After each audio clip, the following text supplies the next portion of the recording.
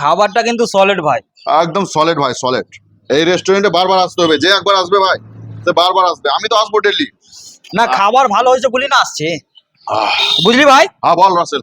বলছি যে টাকাটা দিয়ে দে। টাকা? আবে টাকা আমার কাছে নেই বে, আমি তোর ভরসাতে এসেছি।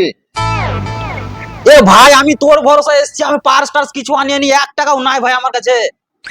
যা সালা, তোর কাছেও টাকা নেই আমার কাছে টাকা নেই, ওরা কি ছাড়বে বে? রেস্টুরেন্ট वाला ভাই ছাড়বে না, পেট ভরি খাবার খেয়ে আছো ভাই। সালা অপমান হয়ে যাবো বে। শুন রাসেল, আমার কাছে একটা বুদ্ধি আছে। তুই বাইরে যা, একটা পাথর নিয়ে আয়। কেন বলতো?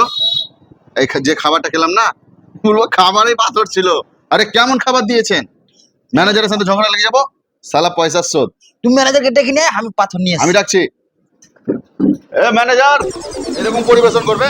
হ্যাঁ, খাবারে পাথর মিশাচ্ছেন আপনারা। এই দেখেন পাথর।